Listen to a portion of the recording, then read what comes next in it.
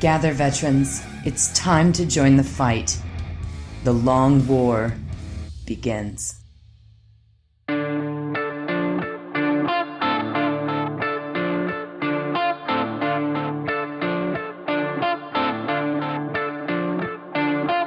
This is The Long War. I'm Robbie B, and joining me once again are my partners in crime, Kenny Boucher, Stephen Fore, Mike Haspil, and Sean Naden. Yo, dog, great to be here. Yo, big shout out. Got a couple hours of sleep. I don't know about you guys after Adepticon. How's it going, everyone? Hey, everybody. Mike Haspil, did you get a bunch of sleep? Because I know you were up at Adepticon the wee hours of the night drinking Smirnoff Ices with us. Yeah, unfortunately not. No. I did get to play some 40K, though, which is crazy. Oh. So, yeah. Haspil, I want you to know that you weren't there, obviously, as you made aware. You're not there. But you may not know this, Mike, but were you aware there. that you were not there? Pretty standard my talk. But you were asked about, at least as by my watch, twice an hour for the full extent that we were there. People love you. That's awesome, man. Yeah. Thanks for the love, folks. I'm sorry I couldn't be there. Day job had basically squashed my attending a bunch of cons this year. So, Haspil, every time someone came up to me, they're like, "Hey, I love the podcast, blah, blah, blah." And I'm like, "Hey, man, I'm the chief executive editor of the podcast. Just doing a poll. Who's your favorite character on the show?" And they look at me like it's a trick question. I was like, no, it's not a trick question. I know it's not me. They're like, Mike Haskell. wow. They always pronounce it. Because it must be my slur because I'm always introducing you like the legendary Mike Haspil. And No, actually, I get called Haskell a lot. And I think it's actually to blame on Leave It to Beaver. Oh. Because people know about Eddie Haskell. So they just default to that last name. Well, I've never seen that show, so I'm gonna blame. Yeah, I'm gonna blame Kenny's speech. I'm gonna forget that I'm old AF. Old AF. Like there were no color episodes of Leave It to Beaver. Dizam. You and Rob absolutely watched that together. Same. I remember having to get up and change the channels, like turn the dials. You remember that? Yeah. Yeah, that was the thing. I do not know of what you speak. Nope. The furthest that I could go back, fellas, is we had the satellite dish in our yard that was like the size of our house, and we would have to move the channels. Each station only had like 24 channels, like A, B, C, D, E, F, G had 24, and then each time you switch from A to G or whatever, the fucking satellite would rotate. You could go outside and look at it, and it would pick it up. Yep. We got a special member in chat right now. He wants to say, "What up to Juice?" It's the one and only champion of Adepticon, Mr. Jim Vessel. Jim Vessel, JV, my man. JV, shout out to you. Yo, what a great weekend. Yeah, thanks, man. What a great guy. Let me tell you, you guys will hear about the game, I'm sure, over and over on different podcasts that JV's speaking on, and the recent episode of Chapter Tactics and stuff. Him and I both were on, and I have to just say it here for all our listeners. I couldn't imagine like a more relaxed finals. Just a cool individual to play, and everybody knows that I can be an uptight sumbitch sometimes, right? Like it's not a lie. I'm not hiding from it. I can give anybody the game of 40K that they're looking for. You want to be tense and butt puckering? Like I have a mode for that, right? Jim had me so chill the entire time. I'm talking about there was times Kenny would look over and be like, "Is Juice okay? He's been sitting down the whole time. What's going on?" And it's just like, it was just a calming game. What a great guy. If anybody has a chance to play against him, you're in for a treat. Yeah. But you're also going to lose, right? We've been running into each other a lot at a bunch of events. He's been traveling the coasts like a madman. I saw him, I think the first I took notice of him at Battle for Salvation last October. And his beautiful demon army showed up there. I saw him at Golden Sprue, obviously Vegas. I think Kenny ran into him down in Dicehead GT. I don't think I got the opportunity to play him. I don't think I was doing it good enough to get up on his table, but I witnessed.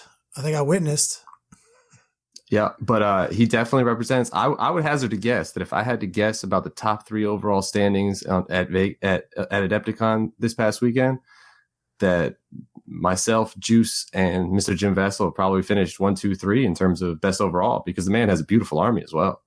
Beautiful. That's Sean. What a great point, because that's one thing that even the judges came up after the game.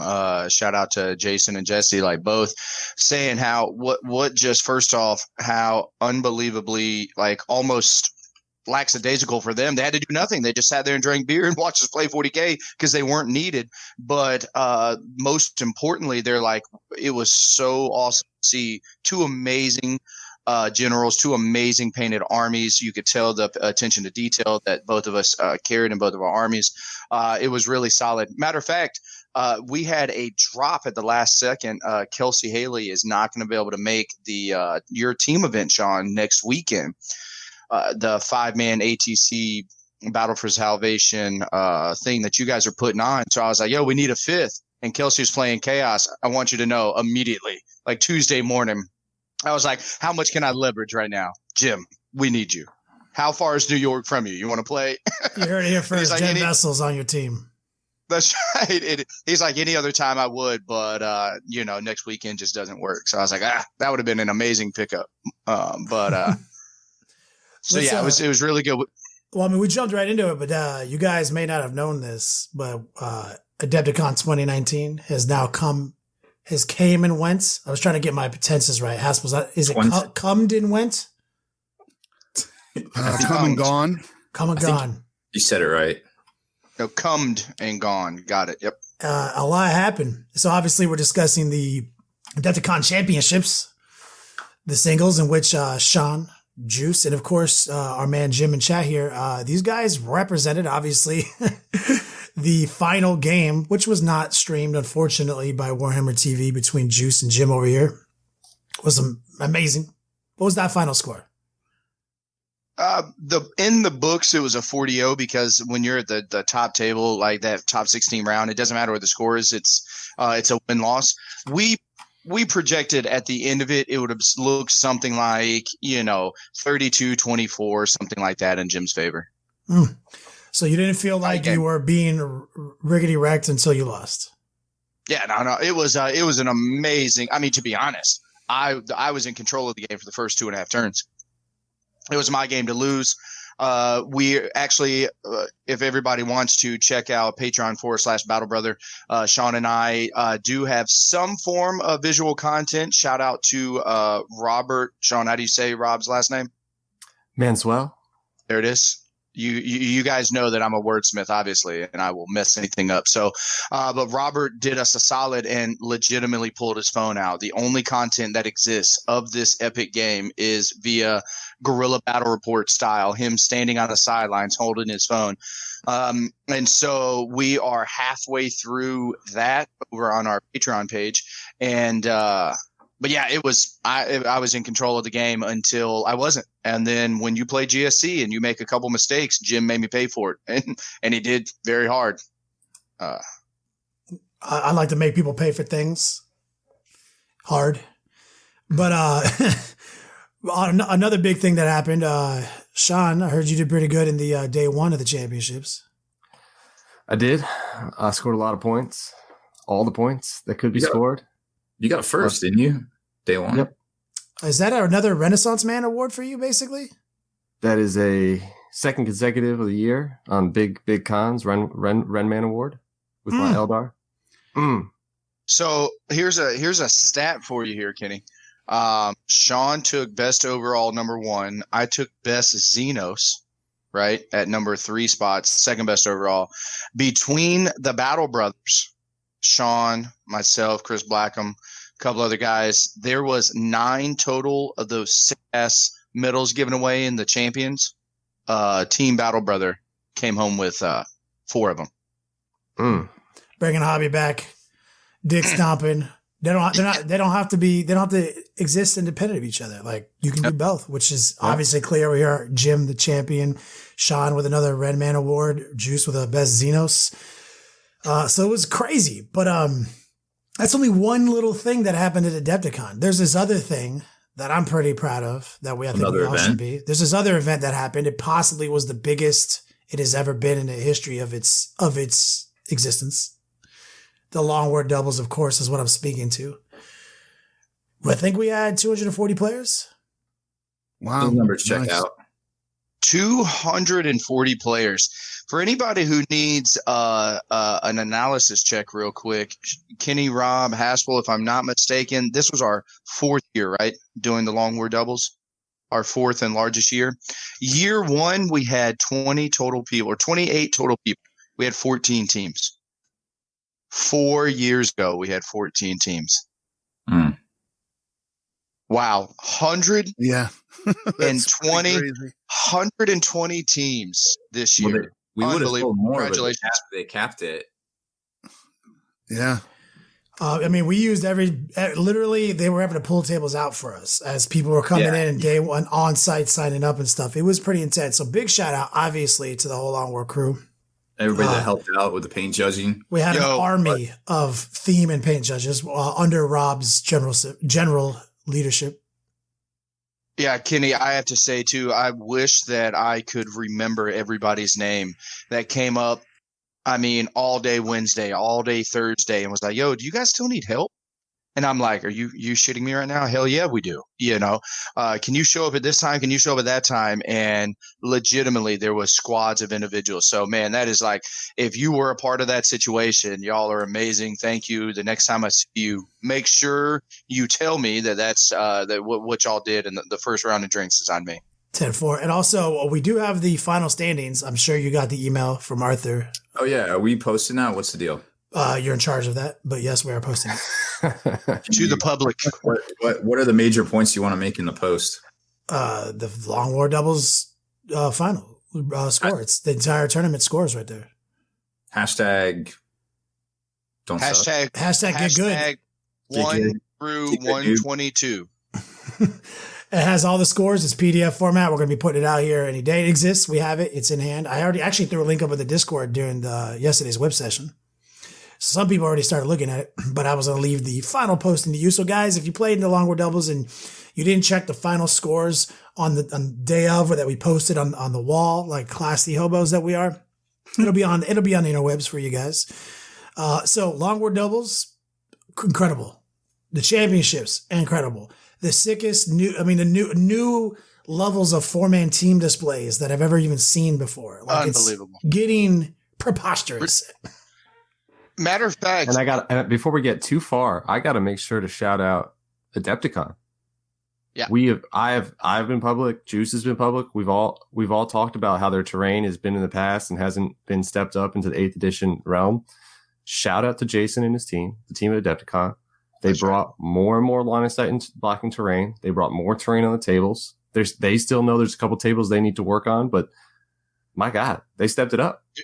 Wednesday, we got in, right before we Sean and I do some tactics classes. We were walking into the hall, and I was like, right hand to God. I look around, and I'm like, where am I at? I'm not at Adepticon. I must be at somewhere else, because these tables look amazing. They weren't even doctored up old shitty terrain. There were brand new elements out of the 6 years consecutive that I've been going that I've never seen before.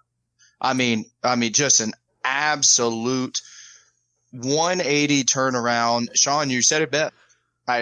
We told the staff there that day, I will absolutely eat shit on my words. We openly bashed Adepticon, repeated, talking about how they need to get out of the old times, how they need to get rid of their 5th edition shit. And I tell you what, man, I am really impressed that they took such a large leap. I would have actually been happy with half of what they did. I would have been like, yeah, y'all are trying. Y'all are good job, right? But they brought the thunder. So good job, guys. I'll get that link posted up here in a second. I'm going to also put the Adepticon, the doubles pack. So if anybody listening wants to run their own Long War doubles, we supposedly will have the functionality in the BCP app. And that'll be Mayish. So you'll just have to get a hobo spreadsheet together to keep track of how you want to value the I fully expect if you're going to run it at your local game store, it won't be too hard because you got to realize it's teams. So if you have 20 guys showing up, it's going to only be 10 teams. So don't really expect too much of a huge. So you should be fine, like with just a Google Doc, to run it on your level, but like at the level that it's achieving at the GT level, BCP, we had a meeting with them. It went really well at Adepticon, and they're hype. We're hype. We're going to be pushing forward with that. But before we talk about anything else, I would like to hear, because, we did 40K shit all weekend, but I did get a text from Haspil about going 1-1-1 with his Necrons. Yeah, it was. That's that's a W. My man hasn't played 40K in like 2 years.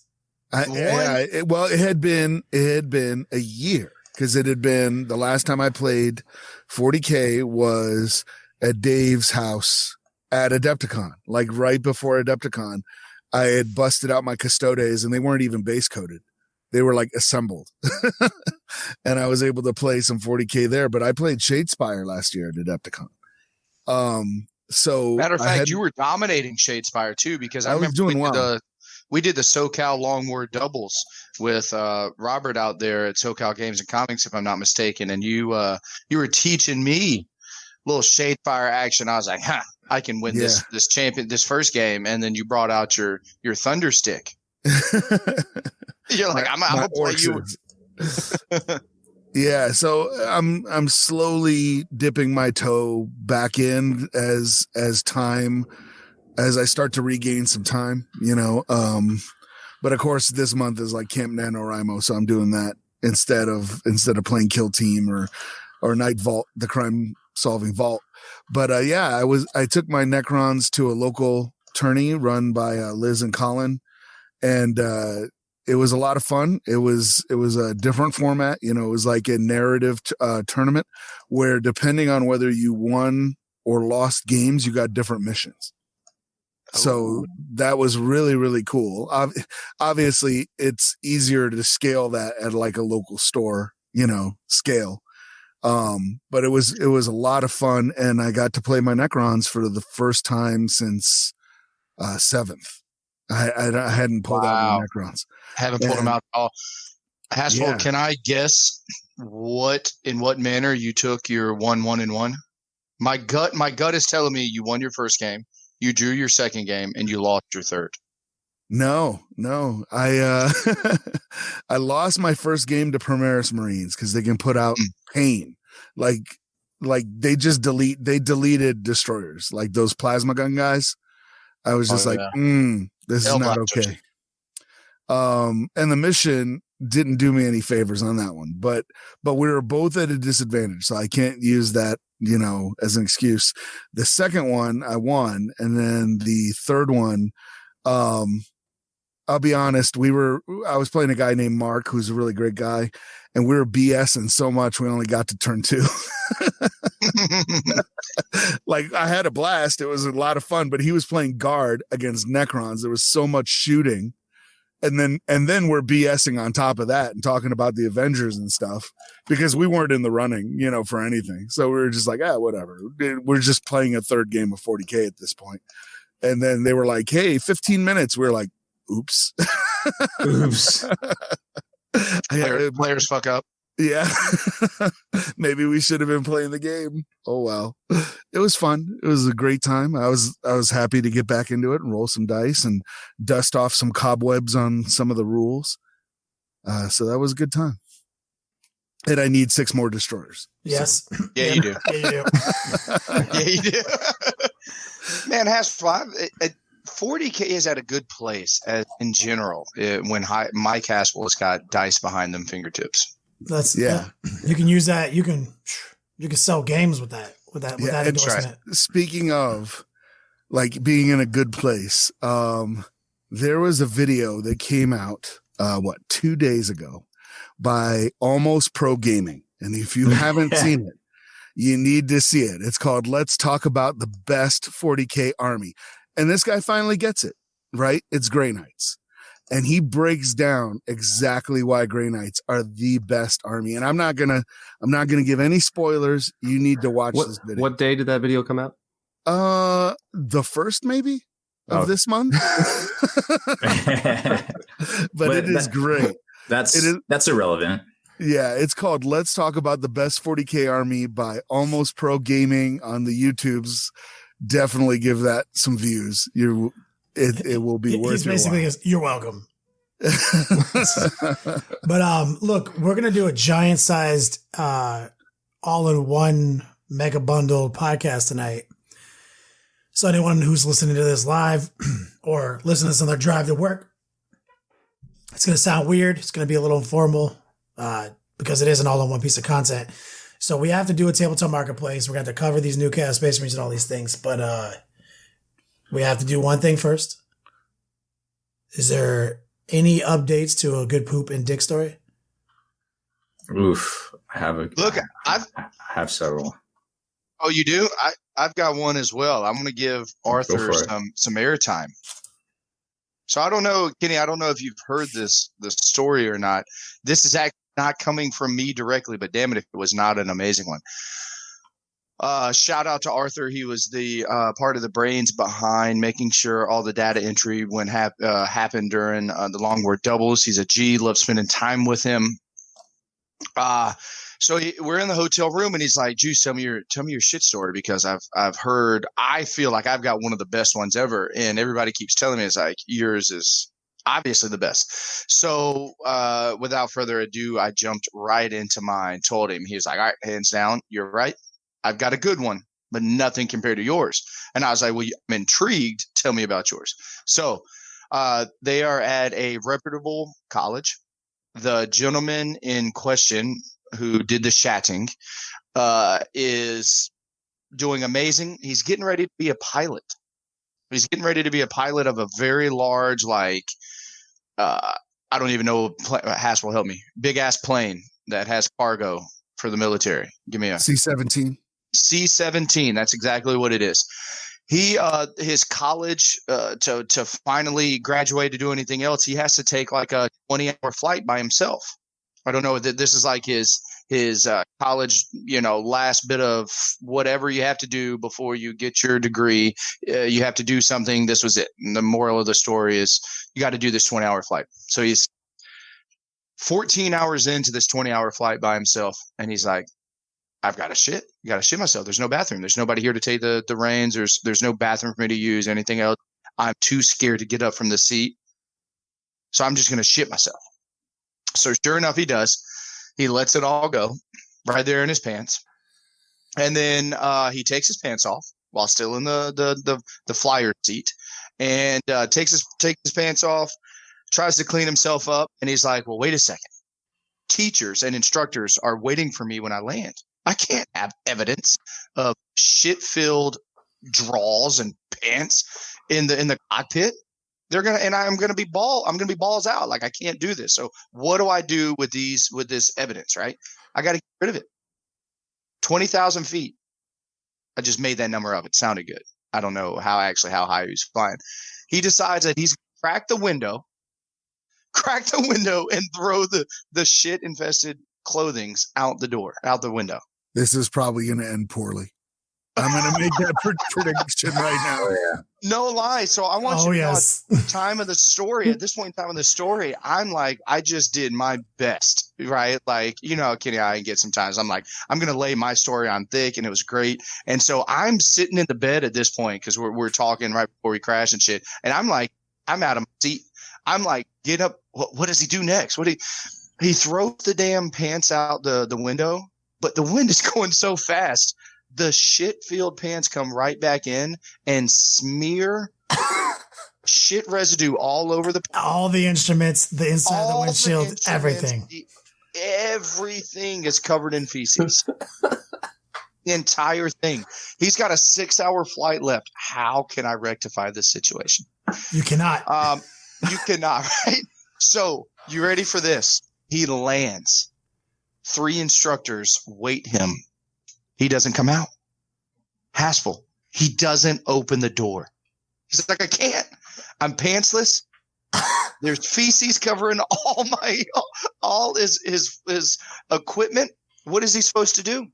So he finally opens the door, right? And now I want to preface this. I want to go back for the story just a second. This dude is like a semester. This is like his finals. He's about to go make buku dollars, flying planes for people. He's good. He's been a good student. He's everything else. He had a shitty situation happen.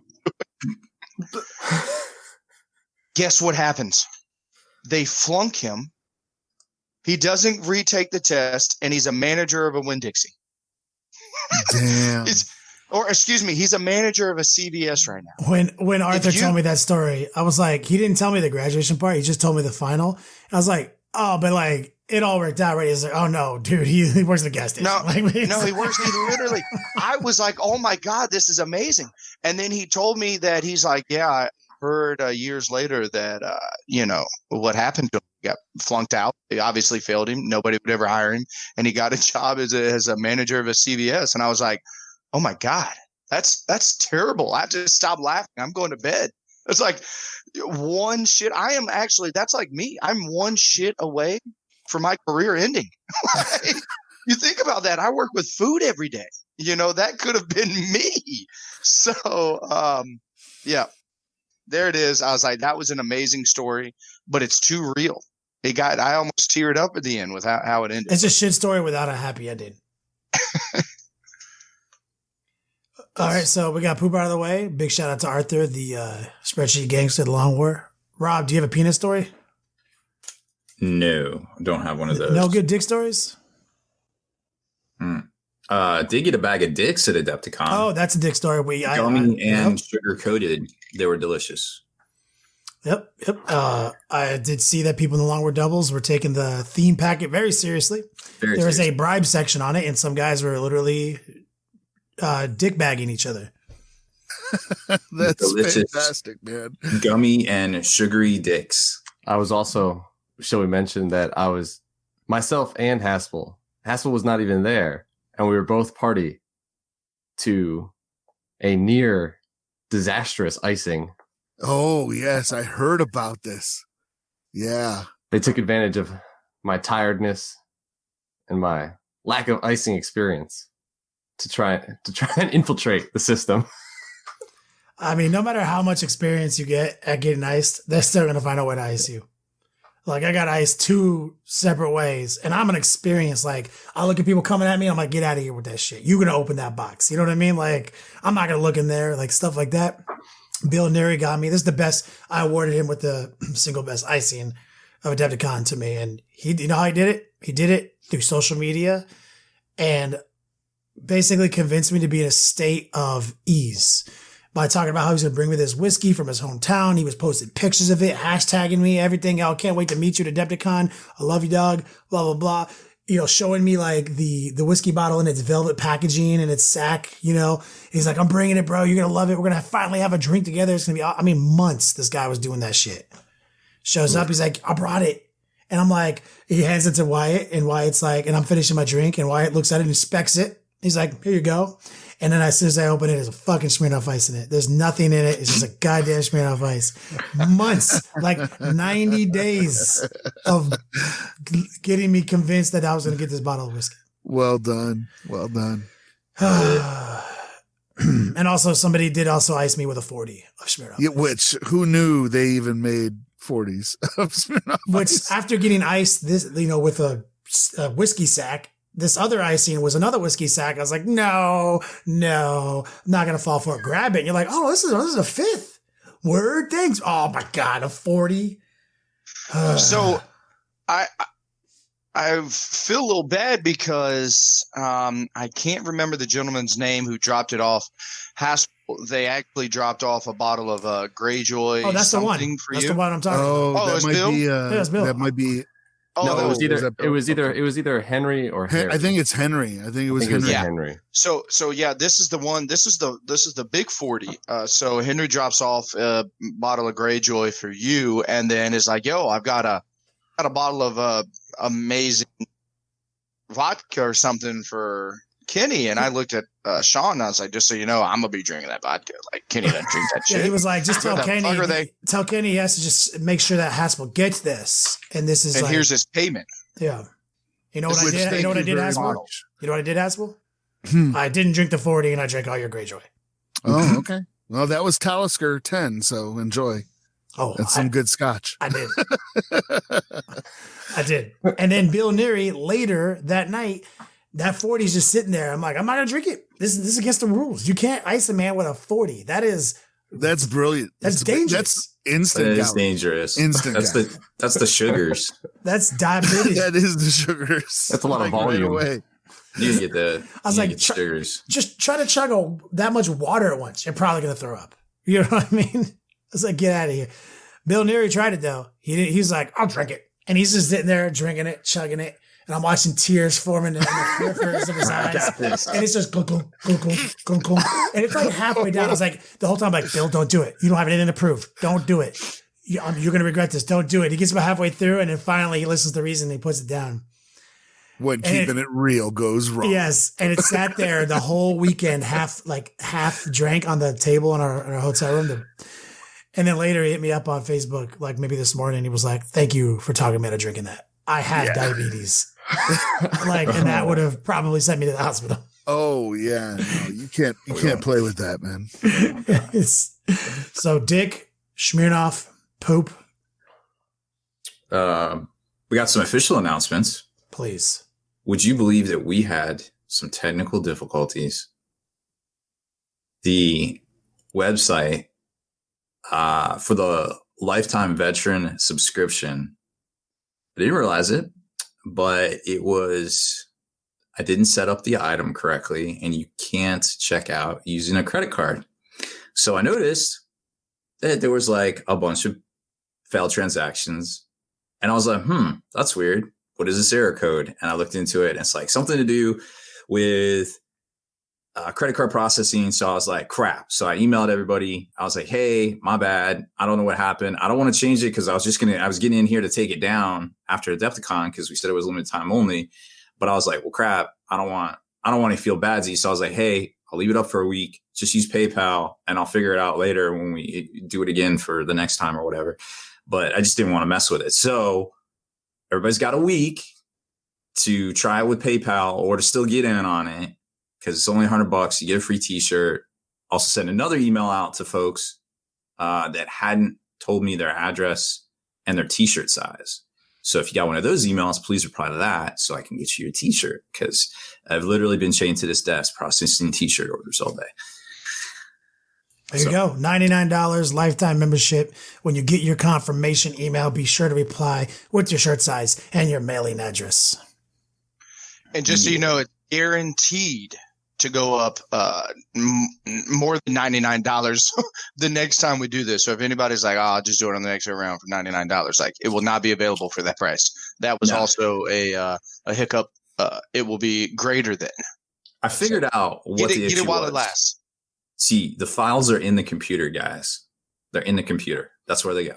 They're inside the computer? Is that a Zoolander reference? It's so simple. I feel like it's like a bunch of tubes interconnected together. It's like an interconnected series of tubes, basically. That's my job. I'm just in the tubes all day.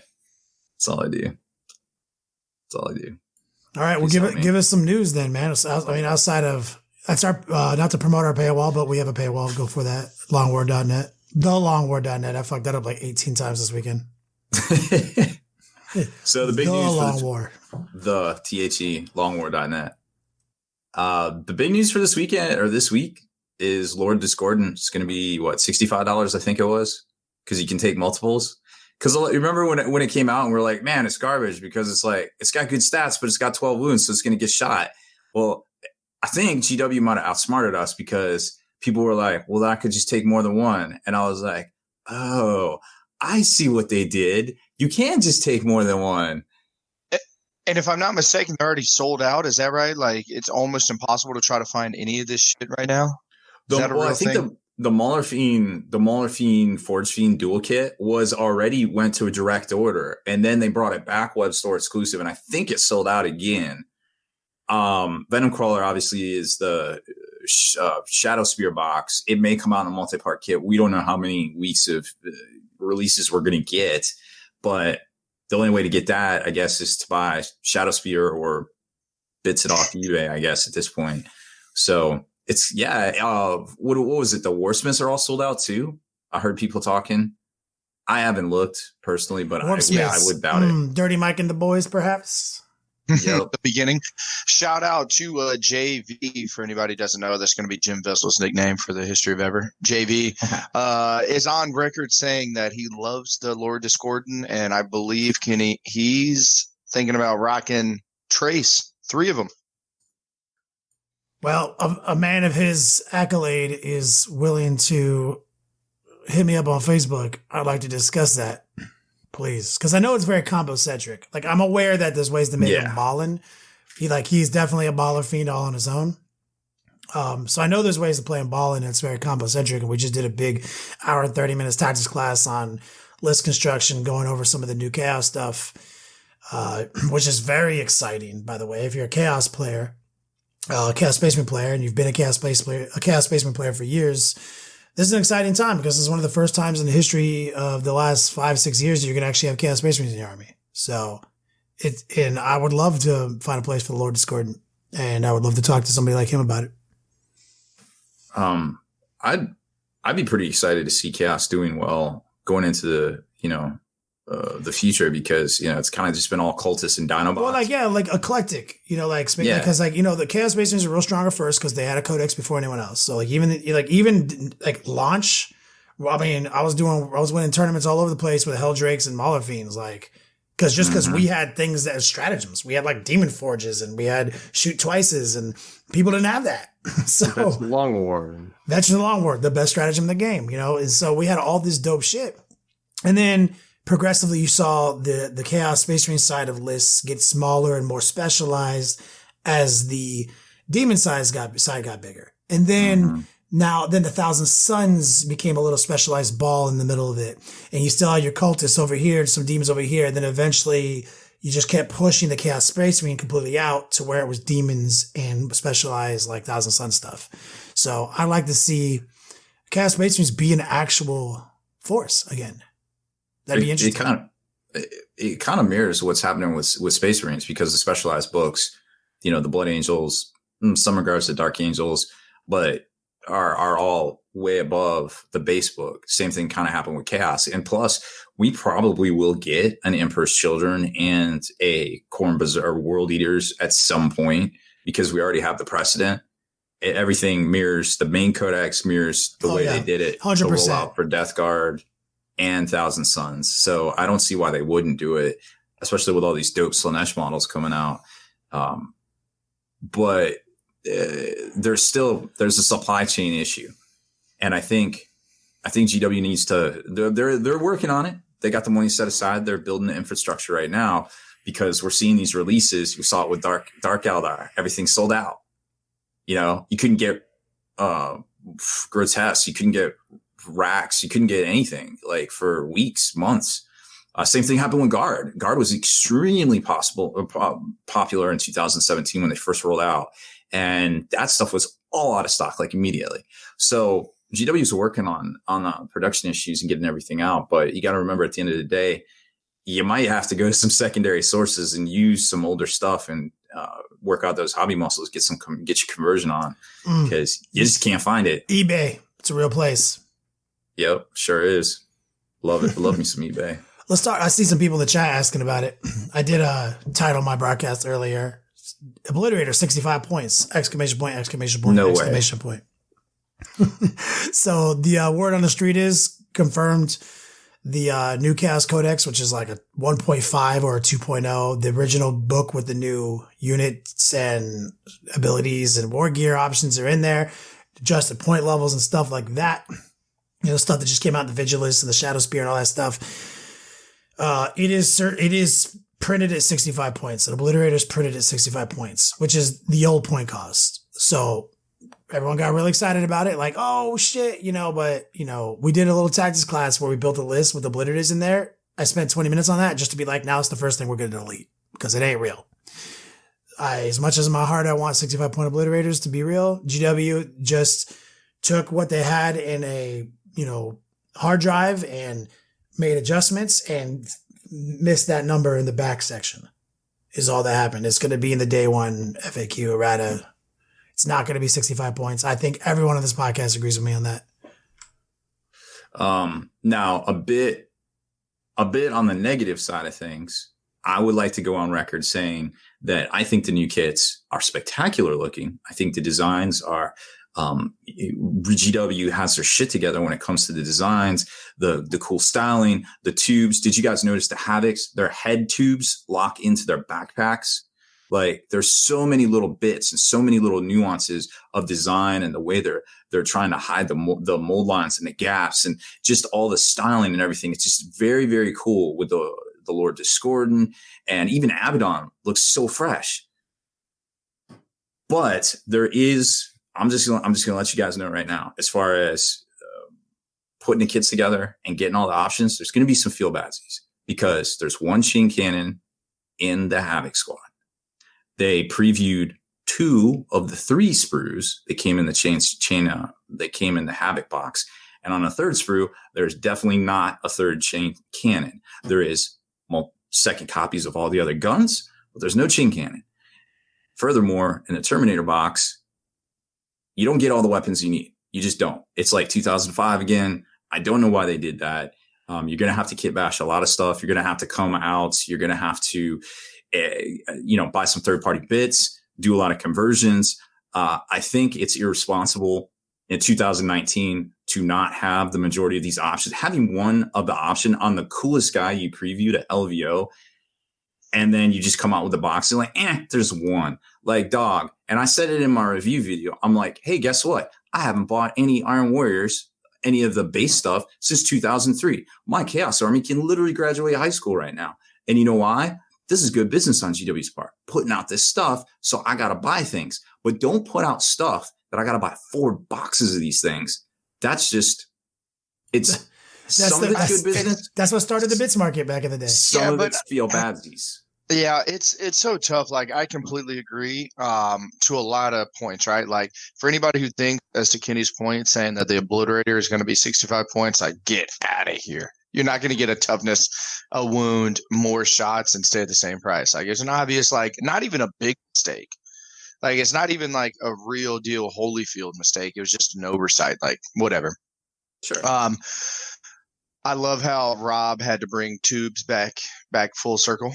Thank you. There's more tubes on all of Rob's models. What is a Space Marine made out of at the end of the day, if not tubes? I mean, confirm. there's no flaws in this logic. But I will say, from a man who's bought a lot of Acolyte kits and who's put a lot of those together and is doing things, you only get 1 rock saw in that 5-man kit. Oof, right? I forgot about that. 1 rock saw in a 5-man kit. Now, normally you would say, well, cool, well, you can have a 20-man unit. If you buy 4 kits, that's 4 rock saws. Math says I run 8 in a 20-man box. So I would have to buy, for me to do that, I would have to buy 8 kits to be able to run a 20-man squad the way that I want. So I don't know the fix in it. I'm not really complaining one way or the other. I don't know. I just I love light, so I just keep buying. But yeah, by that same token, right, Juice? That kit also makes metamorphs. So that kit has a ton of bits, right? There's a ton of bits in it. I don't know if the new metamorph stuff is coming out, but like, yeah, my bits are like, I've got because it makes 2 units already. That I believe that Gene Slayer cult kit. Maybe, I think so. I think it makes 2 different units. I think it makes the Acolytes and the metamorphs. Oh, I'm completely not. I mean, I've already owned 20 of the other real Acolyte, 14 real rock saws, and I've kit bashed out of orc bits the other saws that I need. The Havoc's one is weird because now they reduced Havoc squad sizes to just 5 models. So you can buy in one kit all the models for an entire squad, but you don't have more than 1 of these guns. No, I mean, it's a marketing ploy. The cool new gun that we get, you only get 1 in a box. Like, it's just marketing. Like, they've shut down bits. They shut down anyone box breaking on a real level. No, that's not true. Oh, I mean, besides a few selective vendors that might have something else going on, but I mean, there ain't no spiky bits anymore. Slinging bits. So you have to be on the special list to sling bits. We're not on that list. It's kind of like more of a don't ask, don't tell thing, I think. But yes. Yep. And So, I mean, it's just GW doing GW things, man. You know, we're all going to buy him from Pop Goes the Monkey anyway. He's already got a rodeo cannon bit. So, guess we're buying our He has 3. Yeah. Oh, so you mean someone already has 3 different types of one? Yes. There you go. Yeah. Yeah. No, I mean, it's like I said, the designs are fresh. Everything looks dope. And we haven't seen everything yet, you know? Kenny, can we go back in time for a second? Can we go back in time? I believe the day was sometime like 4 years ago when we said, why isn't an assault cannon greater than X? Why is a heavy bolter that shoots uranium tipped, shells? Why is it only 3 shots? Why is an assault cannon that's a minigun only 4 shots? I feel that we did call something that's like, how is a minigun not shooting more than 4 shots? This gun, this Havoc launcher weapon, I'm in love with. Yeah, it's an assault cannon, right? I mean, it's a real person assault cannon. Yeah. I know that I know that a couple things go around, especially when you're talking about chaos. You're like, man, let me just do Veteran Long War. Let me just do Enlist Cacophony. But this is a very cheap investment to get 5 of these guys, a 5-man squad with 4 of these weapons to literally shoot twice, go +1 to wound, and you are putting down so much hurt. Like, that's 30 boys dead. Like, point and click every time. Like, I'm behind this weapon. Yeah, it's a 150-point squad, I believe. So cheap. Shooting your opponent's turn. Yeah, if you go, it's a 1 CP stratagem that if your opponent goes first at the end of their movement phase, you can shoot at a sequence. So it's literally a once per game stratagem that happens 50% of the time, but yeah, that's pretty good, man. I mean, they got some cool plays. And so now there's an argument to be made for like armies that have like a Havoc squad, a Terminator squad, a Obliterator squad. I mean, it's hypothetical. Don't take one of those. They're going to be 345 points. But you know what I'm saying? Like now you can have like these things that do like kind of like how Sean's always making his armies with the Eldar units, where it's all these little units that do different things that can be wielded in inventive ways to accomplish a task. I think we're barely scratching the surface on how Chaos is able to do that. Chat is losing its mind over rock saws. They say rock saws are OP. Are they going to get nerfed? Juice. Hold on. Real quick. I just need to know. The 72 hours ago, no one on the planet was saying rock saws are good. They're not trash. Once. Not once. Not ever was that even invented in a saying. People still to this day, I have to justify a rock saw, right? Like, furthermore, I'm going to take us down a rabbit hole. The rock saw has come down in points because it was originally 15 points at the beginning of 7th edition, and it has now come back to 10.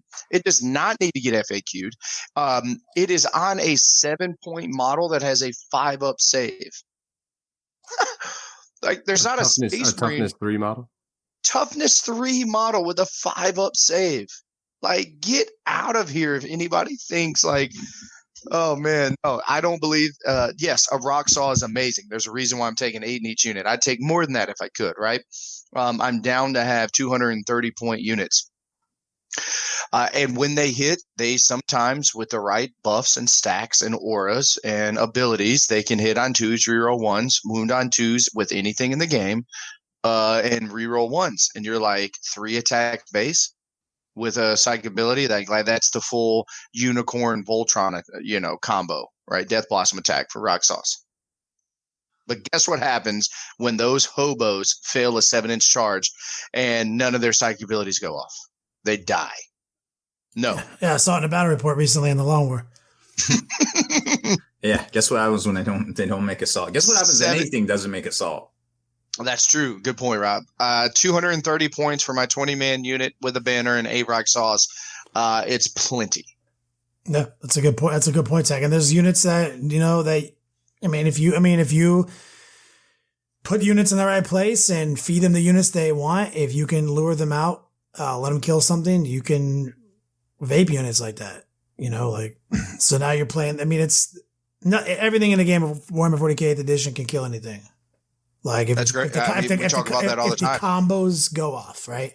It's like one of the reasons when we were talking tactics today, you know, about the Dank Apostle that everyone, which I love. The Dark Apostle is amazing now. He's finally a real person in the Chaos Codex versus just holdover from previous chaplain. Yeah, because he used to be like, we're fearless and all this cool shit. And like, nah. Reroll all hits. Like, those aren't things. Now he has these prayers, right? Can be countered. And they're cool, right? So it's a really cool element. And he's got his prayer that's +1 to wound in close combat for someone within 6 inches if it goes off. Now, you got to remember, like, it goes off on a 3. And if you have more, and if there's 2 of them, it's a 2, right? So people are building all these amazing combos with these priests, which I'm like, yo, that's dope. But remember, it's a guy who's 100 points and a guy who's 100 points and a guy who's 93 points in a squad. You've paid those points in your mind because there's a combo you want to do. Now, obviously, as the game unfolds, they might end up doing other tasks. So they're not just doing this one thing. So let's say 70% of their points are dedicated to this one combo. What happens when that combo doesn't work? Because you can roll a 1, you know, because you could fail a charge. There's all sorts of things that happen, you know, and so that's all got to be factored into the game right now. The game, you can scale a combo right now to do almost anything, but people always just assume it's going to happen. Yeah, so I love the Dark Apostle, but he's not an auto-include for me. Like, if I build a list built around him where just 1 can slide in, I'm happy with it. But as I talked about today in one of my secret Facebook class, he was the first 100 points I cut out of that list. Because they were like, well, if you get 2, it goes off on a 2-up. I was like, so now we're 200 points deep in hitting on passing our prayer on a 2-up. So this other unit can hit on a 2-up. I was like, at the end of the day, with 6 attacks, it's not like saying 16. I mean, even if it was like a possessed Death Star or Terminators hitting on 2, whatever you want to go with. I was like, in the day, you're saying 200 points to make this a 2-up. So this happens. I was like, those are cool.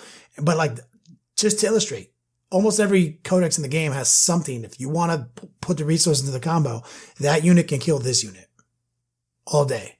So Rock Sols is just one more example of that. You know, when I play against them, play testing with this new Terminator unit, if they get those Rock Sols, if they put that Rock Sol unit on the ground and they eat something up, like a unit of 30 Plague Bears, they try to jump into that, there's a moment when these just Black Legion Terminators are going to show up and kill 2 squads of 20. All of them. Like, it's so like and that's a 372 point unit. Right? Nah, bro, you're only gonna kill 1 because I'm a Vec that shit, so you can't shoot the second. It's gonna kill 1. If not, you would literally kill whatever you shot at. Nah, man, it's actually Kenny. It's the reason why I ended up. I think one of the main reasons why I lost that game against JV was pink hoarders, right? Man, when they're strength 4 and they're shooting with 1 billion shots, and then 90 shots, bruh. Dude, even in close combat, this is how weak. For anybody who thinks Rock Sols are OP, I got beat down.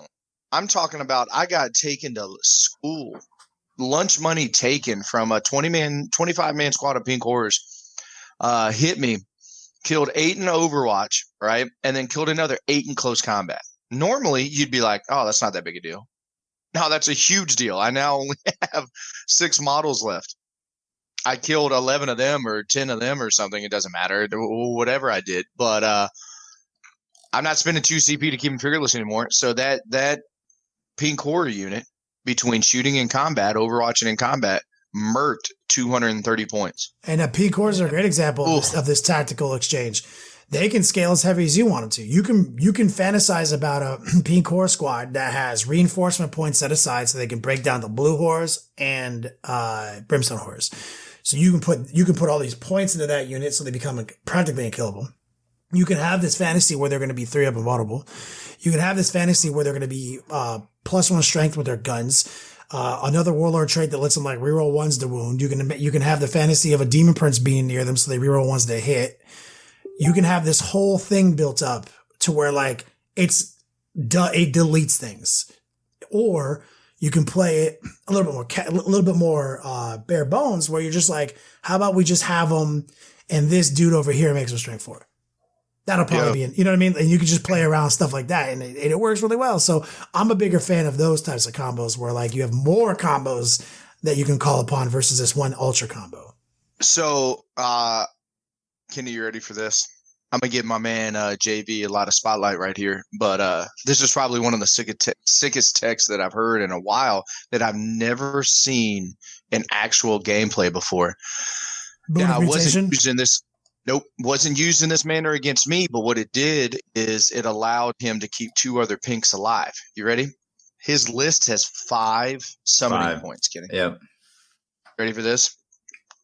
So, or reinforcement points is what it is. Mm-hmm. So in Overwatch, we're going to use the actual how JV uses it. So let's say he drops the pinks down and they're 9 inches away, and he wants to wrap up and just charge something because let's say it's Tau, let's say it's anything else, right? And just touch vehicles, do anything.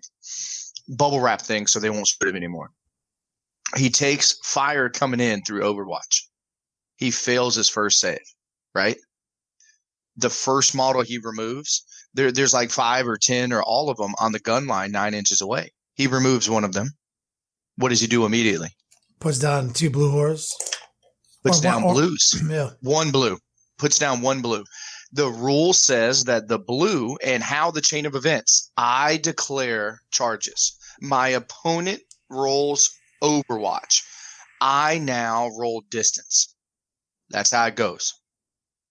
I declare the charge. I take the fire coming in. I lose casualty. I now put this blue, this 5-point blue, right, 2 inches from my original unit. It's strung out. It's 2 inches closer. So for 5 points, he's figured out a way to master manipulate to get a 6 or 7 inch charge with these pinks now. God, sickest combo I've heard. What a genius. What a fucking genius, bro. What a like genius. I can't say enough about some shit like that, right? Like, so for anybody you heard it here, if you use that tactics, don't ever claim that, oh, I heard this on the Long War. Like, nah, don't get it twisted. Can't take that man's pride. When I heard that, I was like, that is the sickest. I've seen another one playing against them with max reinforcement points where like I'm just wasting them with like mass volume of fire, like with some double shooting cultists. And he's like, and it's the same kind of word manipulation where he's like, each guy represents 2 blues and 1 brimstone on full breakdown. So he's like, technically he still roll these 1 by 1. So he's like, oh, I failed it. Immediately he rolls on the blue, turns into a brimstone, and the other blue turns into a brimstone, rolls on that brimstone, dies, rolls on that brimstone, dies. Like he's taking like pockets of 5 wounds and losing 1 model. Like pockets. And so he's keeping his squad size big for the big volume of fire, right? And it's like, I was like, wow, 80 shots. And it's like 7 dudes. I'm like, what? And it's like, of course, his morale check is like negative 1,000. But like, he's like, man, auto pass. Yep. Like, damn, you can do some crazy shit, man. The combos are there. Which is why demons have become such a big part of Chaos success right now. Yeah, without a doubt. But do you think that's something that they might look at and be like, yeah, it's not exactly letter of the rules, or do you think it's fair? It's. I think it is letter of the rules. It's letter of the. It is Overwatch is optional. Okay, you want them to fail that charge, don't shoot them. Yeah, it's true too. Yeah, you don't have to Overwatch. Yeah, and it's at the end of the day, I mean, Chaos Demons is real good. I mean, we basically know in the Chaos world now, Thousand Suns, Supreme Command, and Chaos Demons. That's the best. That's lit. Can you give it to us? Chaos giveth. And Chaos taketh. I will give you this life, but I will taketh these inches. Change is coming. It's true. It's true. And also he's the winner, the Mr. What do we call it? What's the nickname we're giving him? JV. Mr. JV is also my inspiration behind putting Contemptors with C-beams in my list now. Like, it's genius. So now, it's a sick unit. Yeah. Sick unit for its point cost. Yeah, I dropped the ball in my game versus the one and only Chris Blackham. He played an excellent game versus me, but I was hoping to play Jim because, like I said earlier, we'd been this dance around each other at a couple GTs lately. where he was been winning best painted and I was winning either the best overall or first place at a couple of them. But we would be at tables next to each other, and I've been hoping to play him. Juice got that opportunity. Maybe next time, JB. That's right. Shout out Chris Blacko, man. Well, what an amazing player. Also, I don't know if we talked about it, but I know we talked Team Battle Brother. It's a movement. It's happening. Best team ITC. Everybody else get worried. Get afraid. It's coming.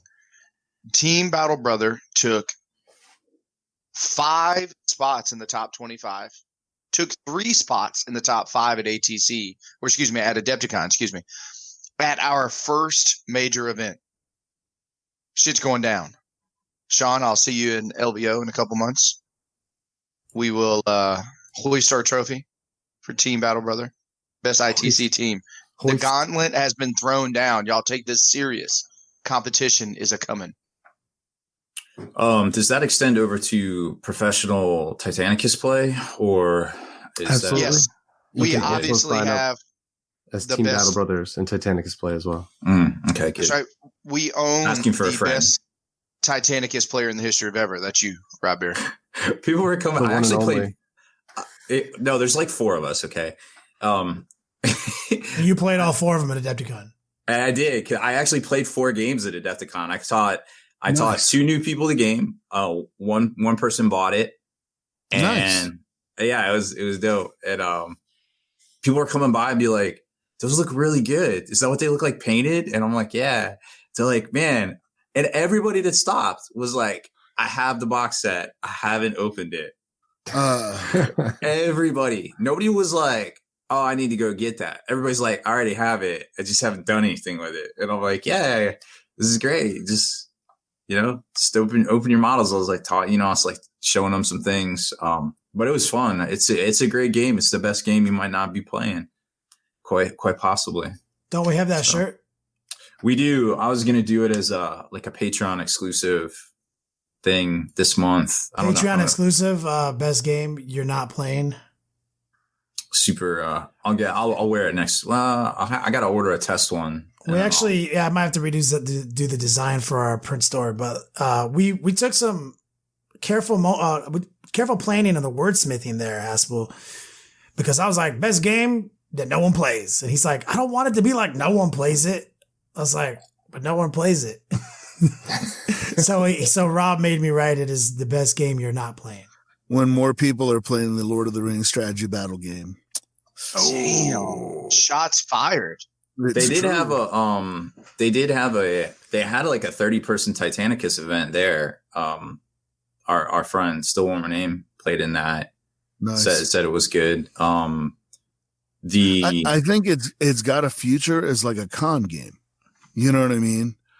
I hope it goes beyond that, but I think in the next couple, it has a future as like this con event game, and then you can get people to try it. You know what I mean? And then once they've tried it, they get the bug and go, "Hey, this is really good," and then they can start picking it up. That is a solid point, because I didn't think about con games, Mike, until this last time, because I didn't play any tournaments at Adepticon 2019, and I was like, so I did play one pickup game of 40K, which we filmed. Rob has the footage, and I'll try to edit that together as a guerrilla battle report for the platform against your boy Robert, who is the battle brother who's subscribed to your Patreon page, guys, who placed 25th in the event, his first major event. And he was standing at the table, had the terrain set up, arms crossed, and said, "You said you were going to be here and we're playing." And I was like, "That's what we're doing." Yep. And we did it, and we played a great game. Juice was there giving out tactical advice, dispensing. There was a great moment in the game where the whole time I'm playing this guy, and like he's sideboarding with Juice, sideboarding with other people, stepping away from the table, getting insight coming over me. I was like, I'm not nearly as much a big a deal as you think I am. Like, you don't need a squad of dudes to defeat me. But it was funny, and he was like, but it was cool because out loud he'd be like, "Oh, messed it up," and he'd confer over there with his teachers, come back, judges. and because it was fun. It was fun to see, and it's kind of like a live coaching experience, right? And where he's getting coached and I'm not, until there was a moment where my warlord, who I've set up very beautifully I'm playing my Demon Prince list, right? And the one guy has the 4-up field, plus 1 of his feel no pain, except against mortals, and he's got the 2-up save and all that stuff. And I sent him out there and make some plays, and we're just taking out knights and doing our thing. And he shoots me with the volcano cannon and everything, and I'm like, oh, I'll make it rain 4-up feel no pains. And I fail by 1, like one too many, and I'm dead. It's like, damn, Juice, I almost had that. He's like, did you use the CP to re-roll it? And I look over, and he's already in the dead pile. Like, I had just put him in the dead pile and then looked at Juice. Juice is like, you could use a CP to re-roll it. I was like, Robert, I'm using a CP to re-roll it. And I could see in his face where he was like, and I was like, I get coached. I get coaching too. And he was like, fair enough. And I was like, wow, of course I passed that save. Yep. And there was no doubt in my mind that you weren't going to make that save. And he spent, and every Imperial Guard mortar in his army was like trying to get that last wound off of him because of the separating plate, and could not do it. And he's like, well, that sucks. So that was a great moment in the game.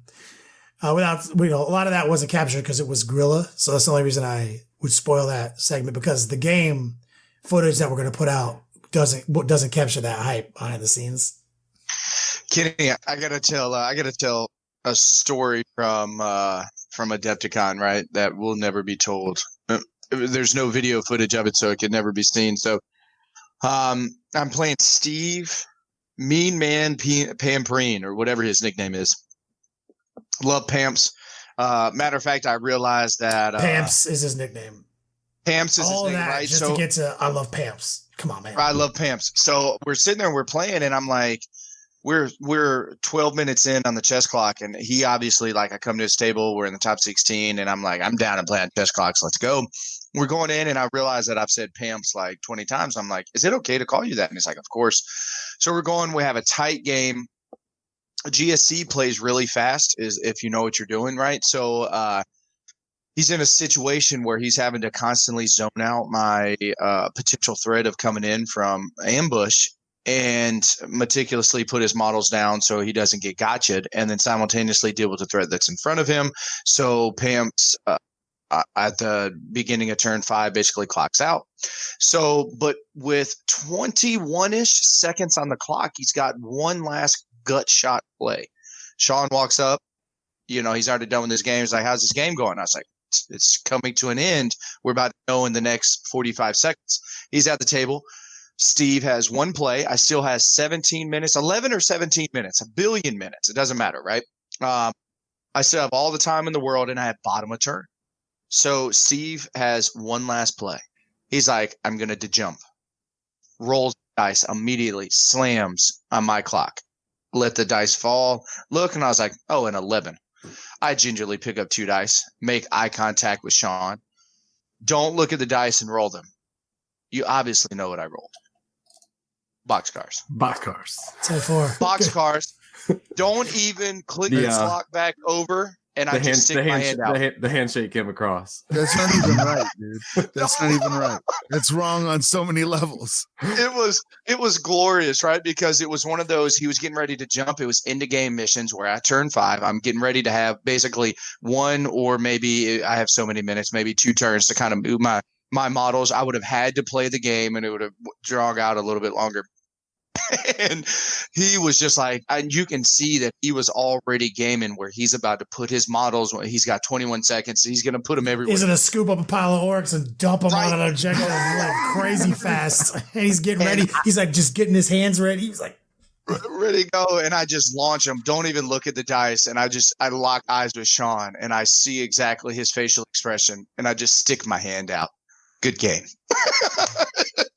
It was pretty classic. And of course, Pam's took it, like a champ. Obviously, the dude. Yeah, there's nothing you can do.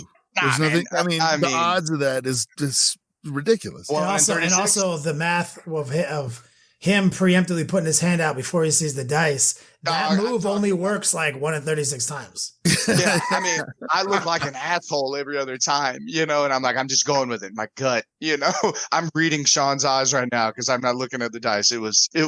That reminds me of a card trick I used to do at poker parties down in Colorado. It only works 1 in 52 times. We'd be playing poker all night and be like, you're thinking of a card, visualize it. And they're like, all right, I got it. And I was like, and I just grabbed the deck, cut it randomly, and show them the card. There's no magic involved. It's just 1 of 52. And I was like, do it again. I'm like, and I've done that trick for years. And they're just like, oh my God, I totally thought you were going to have my card. I was like, oh, I fucked it up. No worries, I'm drunk. And I never revealed that it's not like a trick that I think I know how to do. It's just fake. One time, like 4 years into poker parties with my boys and stuff, drinking and smoking. One time I pulled it off with a new guy. And 3 other guys who see me mess the trick up for years. And I pulled it out. Pow. There it is. He's like, oh, what the fuck? Because there's no sleight of hand. It's like, think of a card. Imagine it. It's in your head, this card. Like, just pull it from his head. Dude was like throwing shit. Like, how did you do that trick? I was like, can't reveal, dog. No. Walk off. But that trick only 1 in 52, so I recognize when it happens, you change somebody's life. Of it. Change somebody's life with that move, man. So speaking of Adepticon and epic trips, I think I was the only one that actually drove from our team. You guys flew, right? Sean drove. I drove. Yep. Oh, that's right. You came the northern route. Well, because I paint the entire 4,000 points for our team tournament as well, which we finished 3rd in out of 120 plus teams. Well done, man. Well done. I have to drive because I can't fly with that many models. It also meant that I had all access to all the models to do last minute list changes for singles. So what she was doing in our suite. Like he just got done playing the championship all day, coming down to the doubles and helping us do judging. We're in the room drinking, doing our after party. It's like 2:30 in the morning, and he's sitting there at the desk painting lines. Like normally people are like, "Fuck it, I'm here." You got to get all those points. Yeah. Let me tell you, I've said it before. If it's the night before a tournament and you're not painting your stuff, are you even a war gamer? Yeah, you're not obviously trying. You're not trying. I gotta tell a story on Sean here. Like, there's so many things. Like, people say it all the time, and you think to yourself, "Why should I go to a major event? Why should I do this? It's not worth it." You're full of shit. You haven't been there. It's completely worth it. The stories, the epicness, it just lives on, right? So either way, Wednesday night, we flew in, we drove in, we all linked up, right? We're in the room, and we had Giordano's pizza party. We didn't get done teaching classes till like 11, 12 o'clock, where our bodies are just getting acclimated to the time change. So it's a little earlier, later, whatever the case may be. And we're up drinking, it's just all of us Long War people kicking it in the room. We're hanging out. Cool. Drinking. It's like 2 a.m. I'm the oldest of all of us. I go to bed first. It's like 2 a.m. I'm tapping out. I wake up, the alarm is set, 6 o'clock in the morning, 3-4 hours of sleep, go to take my shower, come back, and Sean's still sleeping. I'm like, what's going on? Like, what is it, Sean? Like, you got to get up. In my mind, I'm like, what's happening? Like, we got to put our game face on. Neither one of us, by the way, have a ticket to this to the GT yet. Nobody in our room has a ticket, but it's like time to put our working pants on, right? So let's go. We got to play some 40K. So I hear later on, after I link up with Sean downstairs, he's like, I'd already worked it out with Kenny. I wasn't going to play today. It wasn't worth it. I wasn't going to do it. And when I saw you get up this morning, you're right. It was worth it. And then the guy goes mentally 4 hours before, checks out, says, I'm not going to do it. 4 hours later, wakes up. And says, he went to bed at like 4:30 4:30 a.m. with the intent of like, you're right, fuck this, I'm not gonna play this. We stayed up so late, Sean. We stayed up very late. Fucking super late, man. Like, I mean, we were up talking shit in like 2 more hours. Like, and you're like, you know what, you're right, fuck it. And it was just one, what are you doing? It's game time. It's conversation. You're like, I'm up, let's do it. I'm up, let's go. Gotta go through my list. I immediately took the giant table war case because that's what the army was in. I took the whole thing downstairs to the business center where there's this one computer that you could print off. I'm standing there. There's a guy on the computer doing his email, doing whatever. I had to stand there for 25 minutes before this guy got up off the computer. And then I'm like, now it's my time to write a list. And I had come locked and loaded in my mind to bring my LVO list, but I had a couple games versus Gene Stealer Colt right before the tournament, and I had some misgivings about having to play them. Obviously, I had dream vision quested that it would be me versus Juice in the finals, that's where we would meet, that's where it would go down. And I was very close to that dream quest. I feel confident that we were very close to that dream quest. And so I was like, if I meet Juice in the finals, I'll be damned if I'm going to lose to him. So That's right. I was like, I reached into my bag. I was like, I've got all the Eldars in this box, giant box of Eldar. I had probably 4,000 points of Eldar, Dark Eldar, Harlequins with me. And I was like, all right, last minute list changes, type new list, no games with it, but obviously games with pieces of it over a course of time. So felt good. Got one game versus GSC during singles, during the first 4. Used all the strategies and stuff I had picked up to be able to block them out, handle them, make sure to keep them at arm's length and work them. Just fell short against the Flyers. Messed up. Chris Blackham, who also, shout out to Chris Blackham, he won Best Sportsman of the event for Team Battle Brothers. You're talking about with the try-hardiest, most annoying with the Eldar Flyers. Yeah. Oh, and I completely forgot about that. My statement that I said earlier, Sean, oh my goodness, I can't believe I zoned out on that. I'm wrong. Team Battle Brother came home with 5 out of 9 awards. Wow. 5 out of 9. Or 4 out of 9, something. We won $1 billion. Oh yeah, Chris. You got a Chris best. I mean, it. so it's actually good. It's good. It's a good spread. You got an overall championship, Overall champion, best Xenos, a best sport, second place, right in the overall standings, AKA best right? general, basically AKA best general. So So Team Battle Brothers took 4 out of 9 awards going into it, and it was a matter of fact. Shout out, Chris is probably one of the best people in the world. He people who placed 3rd and 4th had to play this game, even though they knew that there was no chance of winning best overall, but they had to play for it. And Chris, being the baller that he is, versus Steve Pamprine, was like, "Yo, you want this? It's yours. You won. I'm going to dinner." Tired, and I've been in that situation before where you lose in the top 4 at Adepticon, and you've been playing for 2 straight days. You've played 7 rounds of 40K already. You lose that game, you're like, there's almost no difference between 3rd or 4th. So I'm in the same place. And I'm like, yeah, you take it home. To be honest, I'm going to dinner. both these guys are amazing. If I was Chris, I'd give it over to Pamps too. He's a G. Yeah, it's funny too, because I looked at Pamps. I was like, you auto lose that game if he goes first, right? And he's like, yep. He's like, but Pamps paid the poker face. He's like, I want to play for 3rd. And Chris was like, I'm done. And I looked at, and after they shook and stuff, I was like, Chris, all you had to do was set up your models and win the roll to go first, and he was going to concede, right? And Chris looked at me, he's like, don't you tell me that, right? Oh, no. I want you to know something. True story about Chris Blackham. He is a ex-professional poker player. So he got poker. True story. And he got by the Pamps. The Pamps guy. By the Pamps. That's a true story. I just recently learned that about that man.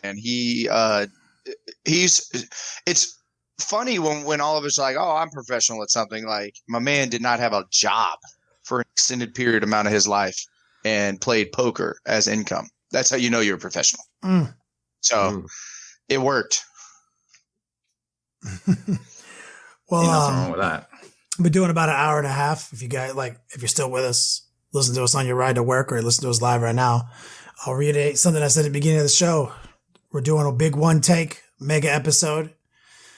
We're going to roll it on to 1. It's a little bit more informal than normal. We're still riding high off of our big Adepticon trip. It was amazing hanging out with everybody. So I'm just reminding you guys that we're at that point. Possible final remarks and then moving into the end. Rob? I got a message from somebody that played in our event, and I'm just going to read it for you, Kenny. Hi, heard your podcast from 321. I'm the project lead of Fallout 76. I played in your tournament at Adepticon. No way. I wish I had known you're enjoying the game. I would love to hang out with you folks. Anyways, thanks for a great tournament. Reach out anytime. Would you like his contact info? I'm gonna play this cool. Yeah, I mean, if you got time, I guess forward it over whenever. I mean, give me that goddamn. I thought that was something you might be interested in. That's awesome, man. That is awesome. Yeah, I feel like Adepticon was very, very successful for everybody. Yeah. From the Long War doubles being the biggest it's ever been, from all of us doing so well in singles. Friends of the show, shout out to Marcus, man. Marcus, friend of the show, friend of the Battle Brothers. That dude had a great Adepticon. Between all the compliments Juice was getting off the display board that he made for him, and then he made it to second looks at the Creature Caster mini painting competition at Adepticon. So. A top 18 out of like 46 entries. Yeah. And true story. He is Marcus is such a baller, man, right?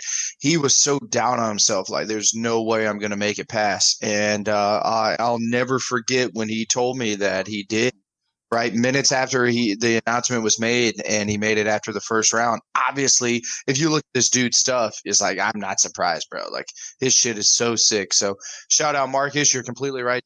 Man, there's so many other people that I'm sure we're forgetting of, but Adepticon would not be the same without all y'all. Well, let's shout out some of these sponsors. You've mentioned Creature Caster and Monument.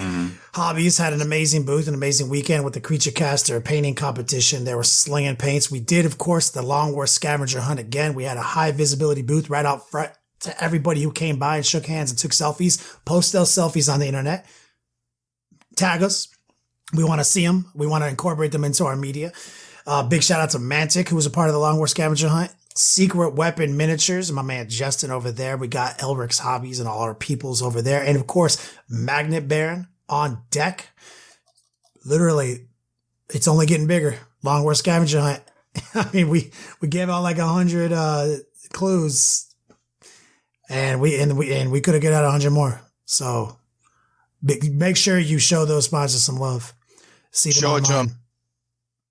Matter of fact, my G-Ser the Colt Army, every model on there was repping a Elric's Hobbies base.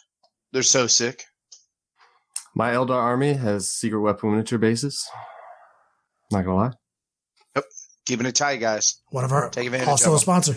So almost everything I pay right now is being painted with Monument Hobbies Pro Acrylic paints. So that's real life. Matter of fact, if you don't use their stuff, then you must not chew Big Red. So we know what to say after that. Hey, we did it. Yeah. We did it. There's your Ricky Bobby reference. Got our Talladega Nights on deck. So I'll do the ship's computer bit. Rob, make Haspil take us out. Haspil, take us out of here. I hate plans. Yours, theirs, everyone's. Maroney has plans. Gordon has plans. Schemers trying to control their worlds. I'm not a schemer. I show the schemer how pathetic their attempts to control things really are.